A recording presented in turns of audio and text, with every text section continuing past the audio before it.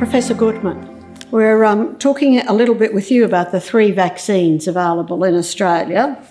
We know that Pfizer is one of those, AstraZeneca, and the Australian government's just been talking about Moderna vaccine as well.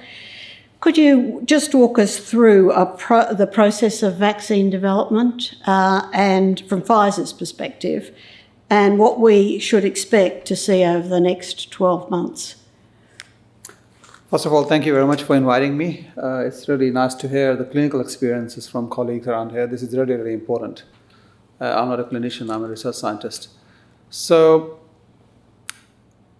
how can I say? I can say this has been an exciting time being at Pfizer at this point, because we were doing things in days rather than months. Mm-hmm. So as you can imagine, any vaccine in previous times would have taken 7 to 10 years to develop. And here, what we did, and AstraZeneca and Moderna, other people as well, so anybody who contributed to the vaccine development did a wonderful job. So we all appreciate each other very much. And I think all vaccines are effective. But being there and seeing from day one, the development gives me goosebumps, to be honest. It was an amazing experience. How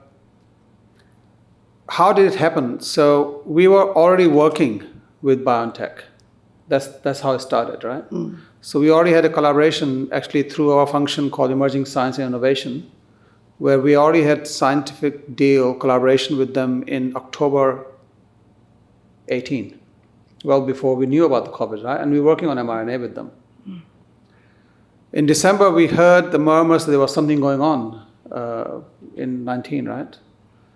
And in March, 8th of March, or around that time, we signed the deal with BioNTech to work on COVID-19 mRNA vaccine. Mm. And from that day onwards, it was an amazing journey, because our CEO said, let's not worry about the money. And we were not tied up to any government. We were free to do what we wanted to do. And our CEO was so motivating. Our R&D leadership was extremely motivating.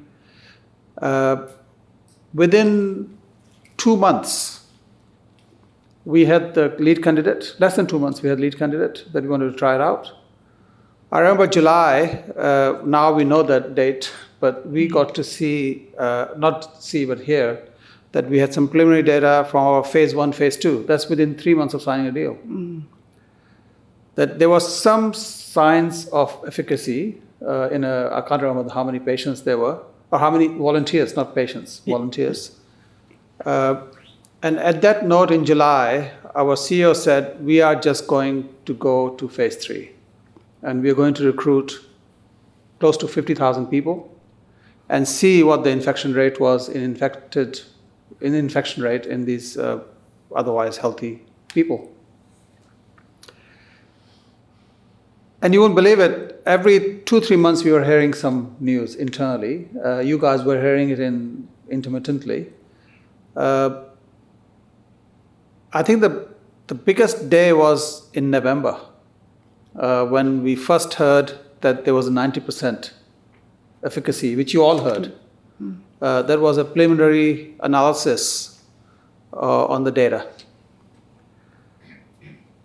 Literally a week later, full analysis was completed. So you can just imagine how much resources Pfizer was putting in. Before the phase 3 started, before the phase 2 started, our CEO and our manufacturing team had already invested billions in preparation for manufacturing and supply worldwide, and had committed that we will make over 100 million doses for the United States within that year. That was the promise. So in November, when we heard that it was 90%, I remember I was on a call 11 p.m. and we just heard that news. It was crazy. I knew where I was. Mm. And 2 weeks later, it became 95% when the full analysis was done. And at that point, the safety analysis was also done for emergency use authorization. And 2 weeks later, we count days, 15 days, 11 days later, it was submitted to the FDA, EU, for approval, for emergency use authorization.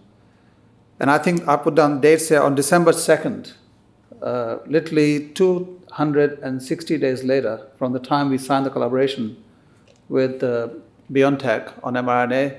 The first approval happened in EU, in London, in UK, from the UK health authorities.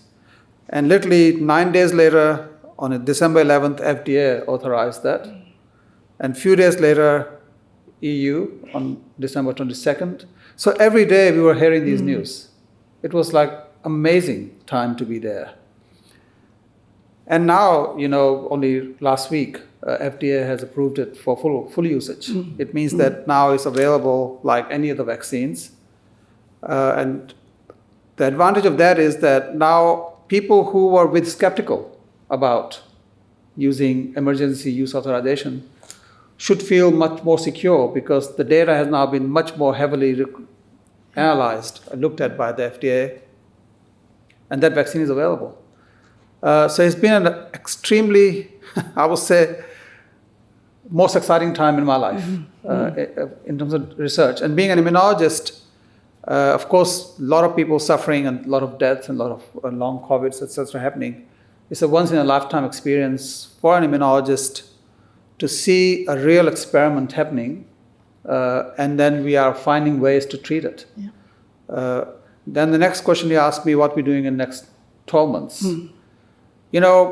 Virus is so clever, it will keep changing. It will keep mutating. So we need to chase it out.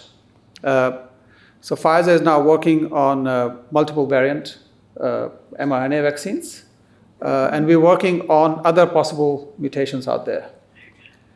The second point that we're working on is relating to treatment of long COVID or other diseases that you're going. So we have a phase 1/2 clinical trial.